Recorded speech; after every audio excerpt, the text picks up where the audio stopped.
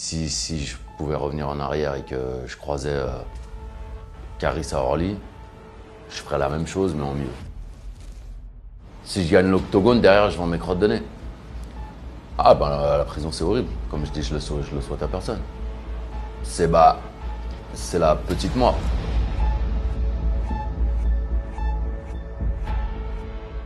Bonjour Booba. Bonjour, Brut. Alors je dis Booba, mais d'abord comment est-ce qu'on doit dire? Moi je me pose la question. Booba, B2O, Mes proches m'appellent Cop. Cop comme flic en anglais? Cop. Ça vient de hélicoptère, Robocop. Ah parce que Ellie, on rappelle que c'est C'est mon prénom, vraiment. prénom de naissance. Comment ça va quelques jours après ce qui s'est passé à Aulnay? Une fusillade a eu lieu pendant le tournage du dernier clip du rappeur Booba. Tout va bien, Dieu merci. Ce qui était le plus important, c'est que mon ami qui s'est fait tirer dessus aille bien. Vu qu'il est déjà sur pied, alhamdoulilah, comme on dit. C'est que c'est signé ou pas l'agression? En clair, est-ce que c'est Caris, des hommes de Caris? Ah, j'en ai aucune idée. Aucune idée. Ça peut être Fred de Sky qui m'a envoyé une équipe, ça peut être plein de gens. Ça peut être beaucoup d'ennemis de Booba. Ça peut être beaucoup d'ennemis. Pourtant, je suis gentil à la base. Mais bon, Mais ce que tu dis, c'est les risques du métier. ce que tu dis, c'est que tu sais qui c'est. Non, mais ce que je dis, c'est que tout se sait. Est-ce que parfois, tu te dis que ça pourrait très très mal finir? Qu'il Ouais. pourrait y avoir un mort? Bien sûr. Bien sûr, ça peut mal finir. Même Kennedy s'est pris une balle dans la tête. Hein. Donc on fait une musique à haut risque, on va dire. On a un certain passé, on a certaines habitudes, certaines bonnes, certaines mauvaises. Et puis voilà, c'est le jeu, on fait attention. Et puis c'est pas ce qu'on cherche, hein, bien sûr, mais c'est une éventualité. La mort, c'est une éventualité. Ah bah, rien n'est plus sûr que la mort, mais dans une de mes chansons, je me souviens plus laquelle, je disais, ça fait longtemps, je disais heureux si j'ai atteint la trentaine. Donc déjà, je suis au max, je suis plus. 42 là, c'est ça? Ouais. Ça veut dire que la mort, t'y penses régulièrement. Tu te dis que la mort accidentelle. C'est je pas veux que dire. c'est pas que j'y pense régulièrement, c'est que c'est une chose, j'en ai pas vraiment peur. Bon, maintenant j'ai des enfants, donc c'est un peu différent, je fais encore plus attention. Mais ça fait partie de la vie, je veux dire, tous les jours c'est une victoire. Hein. Tous les jours, c'est un jour de gagner. Voilà. Je veux dire, tout peut arriver, ça va tellement vite. Là, il y a un ouragan qui arrive, par exemple. C'est un autre danger. Voilà, il y a une fusillade sur le tournage de mon clip. Il y a des accidents, il y a des maladies.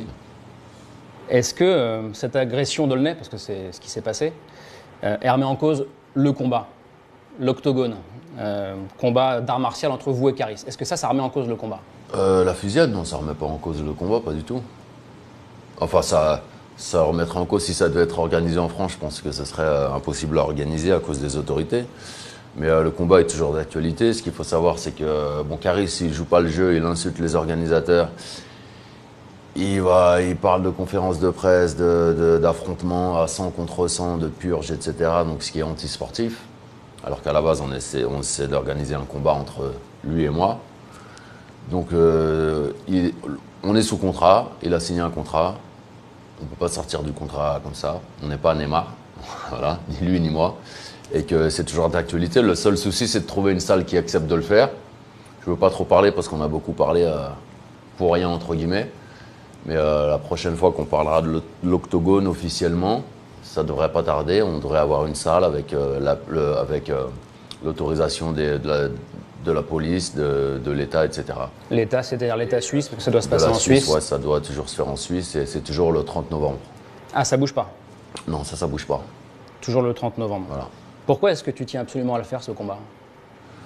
Je tiens absolument à le faire parce qu'il y a beaucoup d'argent en jeu, parce que j'ai envie de lui casser la bouche, parce que j'ai commencé à m'entraîner 2 fois par jour, à faire de la natation, j'ai acheté un masque de plongée, j'ai arrêté le sucre, j'ai mal partout, j'ai des courbatures, donc j'ai envie d'en terminer. Et puis Instagram, c'est marrant 5 minutes, mais là, je trouve que la cage, c'est beaucoup plus intéressant, beaucoup plus jouissif, juteux, et voilà. Tu disais c'est anti-sportif le comportement de Caris. Ça veut dire que pour toi c'est du sport en fait. Ah bah bien sûr, ça reste du sport. On est dans une cage, c'est du jiu-jitsu brésilien, de la boxe thaïlandaise, de la boxe anglaise. C'est du sport à 100%. Moi, j'ai 2 entraînements par jour. En ce moment-là, à Miami? Ouais. Enfin là, je viens de rentrer, donc je reprends tout à l'heure à 4 heures. J'ai 2 entraînements par jour. Un le matin, un l'après-midi, je dois faire une sieste. Tu vois, je passe moins de temps avec mes enfants, etc. Je prends des cours de piano pour C'est vrai ça? la méditation. Ouais, je viens de commencer. Cours de piano en vue de l'octogone. Non, pas en vue, mais ça fait partie de mon... Je pense que je vais me refaire Game of Thrones le soir pour éviter de sortir et de... Voilà, rester dans mon objectif. Ton dernier titre, Glaive, il commence comme ça. Alors, je rappe beaucoup moins bien que toi, je te préviens. Ouais, j'espère. Sinon, je te clash direct. Ne crois-tu pas que je sais ce que je fais? Tellement longtemps que je fais la guerre. Tellement longtemps que je fais la guerre. La guerre à qui? Bah, la guerre à tous ceux qui la veulent, à tous ceux qui nous en veulent. Je veux dire, depuis le début, j'ai des ennemis, des détracteurs, des gens qui veulent ma place, qui veulent le trône. Et donc je suis habitué. Je suis habitué souvent. Je suis pas devin, je suis pas un marabout. Mais souvent, je me mets dans des histoires et je connais la fin avant d'avoir. J'ai pas besoin de voir la fin du film souvent. Et c'est quoi la fin du film en général? Là, le DUC, il est là. On est là, toujours en place. Si j'assume pas, si je suis faible, on me le prend le trône. Si je réponds pas aux attaques, si je me défends pas, je perds le trône. Voilà. La suite des paroles, c'est le prochain, c'est Damso. Le prochain, c'est Damso, ouais. Mais Damso, c'est plus à la rigolade. Parce que je le connais, c'est pas du tout. Lui, il vient pas, il y aura pas de fusillade avec lui. C'est plus. Bah, je réponds encore, il nous a traité de salope alors qu'on l'a aidé, on a construit sa carrière, on l'a aidé sans lui enlever tout le talent qu'il a. Hein, c'est aussi dû à son talent. Mais on l'a vraiment aidé, on a vraiment kiffé l'artiste, etc. On a beaucoup bossé pour son projet, on a partagé, on l'a aidé. Et puis à la fin de son contrat, il traite les maisons de disques de salopes. C'est ça que t'as pas aimé en fait. Ah ouais, non, j'apprécie pas trop. J'apprécie à moitié, comme dirait Fred de Sky. Damso, c'est un gentil, je le vois pas, je sais même pas s'il fait du sport. Je sais même pas s'il sait courir. Donc c'est intéressant. Ce qui est intéressant avec Caris, c'est qu'il a une grande gueule, c'est qu'il est un peu costaud, il a dit qu'il allait boire mon sang, briser les os, qu'il s'entraîne un peu à la boxe. Donc c'est intéressant, je trouve que l'affiche, elle est pas mal. Je vais te briser tes os, je vais te boire ton sang. Et puis c'est un peu père-fils. C'est moi qui l'ai fait de toutes pièces. Il se retourne contre son père, donc je dois le corriger. Donc l'histoire, elle est belle. Il y en a eu pas mal des clashs depuis le début de ta carrière. Ouais. Ce qu'il faut dire aussi, je te coupe, c'est que j'apparais souvent comme le mec qui est en clash avec tout le monde, mais faut pas oublier que je suis dans le game depuis plus de 20 ans. Donc c'est aussi normal que j'ai un lourd passé, un historique. De clash. Peu de clash en général. Peu de gens durent aussi longtemps dans mon métier. Mais est-ce qu'il y a quelque chose que t'aimes dans le clash, par ailleurs? Moi, je suis un compétiteur. Je suis un sportif de base depuis tout petit. Donc, et j'aime pas être en tort. Les clashs, j'en ai démarré aucun. Donc, ouais, ça me met un peu de... C'est épicé, quoi. Ça épice un peu le truc. Quand je suis pas en tort et qu'on m'attaque, ça me dérange pas forcément. Ça me donne un petit coup de boost. Ça me motive. Toi, t'attaques jamais le premier, c'est ça que tu dis? Non. Enfin, dans tous les clashs connus, j'ai jamais attaqué. Rof, Lafouine, Caris, c'est eux. Et tu te dis jamais, bon allez, on arrête les clashs, on se reparle. Je reparle à Damso, je reparle à Caris. Non, non. En général, quand ça casse, ça casse. Comme avec les meufs, quand ça casse, il n'y a pas de pause. Il n'y a pas de break. Et il n'y a pas de retour possible, c'est ça? Non. Est-ce que le regret, c'est un sentiment que tu connais parfois? Est-ce que tu regrettes des choses? Non. Franchement, non. Pas vraiment de regret. Pas de place pour les regrets? Pas le temps pour le regret. Pas le temps, pardon. Non, parce que je suis quelqu'un d'assez réfléchi, qu'on le croit ou non. Donc même dans le clash, même dans la guerre, je sais quand même où je mets les pieds, et je sais ce que je fais et j'assume mes actes, mes propos. Voilà, comme l'été dernier, j'étais en prison, j'en fais pas tout un fromage, j'assume. Je me suis battu dans un aéroport, je vais en prison, je ressors, la vie continue, je suis pas en train de pleurer. Donc, par exemple, je te dirais pas si je pouvais revenir en arrière et que je croisais Caris à Orly, je ferais la même chose, mais en mieux. Ça ressemblerait à quoi? Ce sera encore plus violent. Mais je changerai pas. Je regrette pas du tout. Si tu perds, il se passe quoi? C'est pas bon si je perds. Je sais pas. Je sais pas. Je sais pas. Mais je peux pas perdre. J'ai pas le droit de perdre. Pourquoi c'est pas bon si tu perds? Parce que c'est le clash des titans. Ça fait tellement de bruit, il y a tellement, l'histoire est tellement profonde et ancienne, etc. C'est les arènes, c'est le retour à, c'est Rome. Celui qui perd, il perd. Tu vois ce que je veux dire? C'est Mohamed Ali Frazier au Congo un peu. C'est l'honneur, c'est gladiateur. Hein? Si je gagne l'octogone, derrière, je vends mes crottes de nez. Si je le perds, je les vends pas. Elles vont rester dans mon mouchoir. Si tu les perds, tu disparais de la scène ou pas? Ah, je partirais pas. Si je disparais, tout le monde disparaît. Je disparaîtrais pas tout seul. Et j'ai le sentiment qu'il n'y a rien qui te fait peur en fait. C'est vrai ou c'est un Ah, tout c'est est un relatif. sentiment? Tu sais, au final, c'est juste, on en fait tout un fromage, mais c'est juste un combat de MMA. C'est 3 rounds de 5 minutes. C'est 15 minutes dans une vie. Donc, il faut relativiser. Il y a des gens qui vivent sous les bombes. Donc, on va dire que ça met la pression, mais peur, c'est pas ça qui va me faire peur. L'ouragan catégorie 5 qui me fait peur. Ouragan catégorie 4, 5, je fuis. Octogone, je fuis pas. Est-ce que tu as le sentiment qu'on te connaît mal? Et est-ce que ça te dérange d'ailleurs? Ouais, c'est ce que j'allais dire.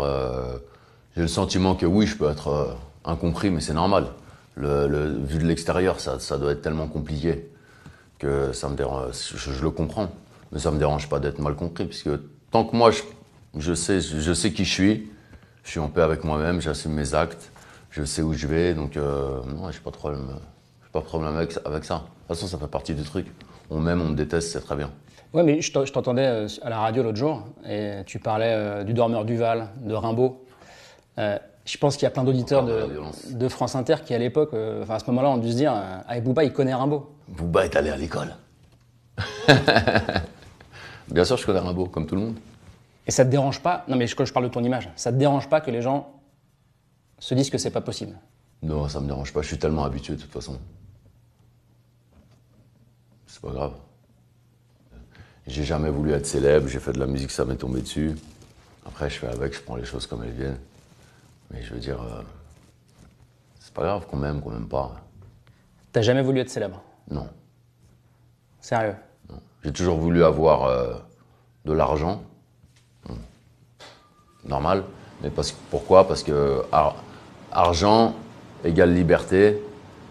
Et j'ai toujours voulu être libre en fait. Et pour moi, la liberté, c'est avoir de l'argent. C'est se dire, ok, demain je pars à Moscou. Ah, Moscou, ça me fait chier. Je reviens en France. Je vais manger un grec. Ou je vais manger dans un restaurant étoilé. Voilà. Je m'achète telle ou telle voiture, je prends le bus. Mais la liberté, ça a un prix. Quelqu'un qui gagne 1200 € par mois, bah, il n'ira jamais aux Maldives, il n'ira jamais à une Coupe du Monde en Australie. Il n'ira jamais dans la navette d'Elon Musk dans l'espace, etc., etc. Donc, argent, moi, c'est très simple. Argent égale liberté. T'as un avocat commis d'office, t'as pas d'argent. Tu restes en prison, t'as de l'argent, t'as un bon avocat, tu sors de prison, etc. Donc moi, mon but, c'est d'avoir de l'argent, simplement. Même sans être vénal, c'est juste, pour moi, c'est synonyme que la liberté, c'est des clés. Donc la prison, tu l'as connue à 4 reprises. La dernière fois, c'était à Fleury, après la guerre à Orly. Ouais. Quand on n'a pas connu la prison, il y a des fantasmes de dingue sur la prison. Ça fait peur, la prison. Comment ça se passe, en fait, la vie en prison? Bah, il y a prison de mes débuts et Fleury, c'était différent. Parce que la prison de mes débuts, j'avais commis des crimes. Donc, j'étais pas vraiment surpris d'y être. Enfin, à Orly aussi, j'ai commis un crime, entre guillemets. Mais je veux dire, j'étais dans un contexte criminel. Là, c'était plus à la cool, puisque bon, c'est juste une bagarre au final. Bon, ça s'est passé à l'aéroport, c'était en réunion. Dieu merci, personne n'a été blessé, en dehors des deux groupes. Je veux dire, il n'y a pas une petite fille ou une vieille dame ou un monsieur qui a reçu les projectiles, qui a reçu des coups. Donc c'est resté entre nous. Et donc je savais qu'en fait, j'allais pas rester longtemps. Vu que je connaissais déjà la prison, j'ai déjà mes petites habitudes. Donc j'étais pas perdu. Je savais que j'y resterais pour 1 mois maximum. Je connais la loi, j'y étais plusieurs fois. Donc j'étais assez détendu, entre guillemets. Ça m'a même permis un peu de me reposer. Je dis pas que c'est super la prison, c'est horrible et je la souhaite à personne. Mais je veux dire, dans mon cas, c'était presque de la promo, quoi. Je savais que j'allais rester 1 mois max, que je risquais pas grand-chose. Bon, ça m'a coûté un peu d'argent. Et puis voilà, c'était une autre expérience. Mais tu disais, la liberté, c'est la chose la plus importante pour toi. Ouais. Quand tu es en prison, tu as tout sauf la liberté. J'ai tout sauf la liberté, mais ce que je veux dire, c'est que c'était temporaire. C'est pas comme si j'étais dans une enquête criminelle, que j'avais braqué une banque ou tué quelqu'un et que je suis en mandat de dépôt criminel et que je sais que je vais être jugé dans 2 ou 3 ans et que je risque 7 ans. Je veux dire, c'est un autre contexte. Là, c'est une bagarre. Il y avait 8 jours d'ITT maximum. Voilà. J'étais pas inquiet, quoi. Et quand on n'est pas Booba et qu'on est en prison, ça peut vite être l'enfer ou pas? Ah ben la prison c'est horrible. Comme je dis, je le souhaite à personne. C'est la petite mort. C'est la petite mort.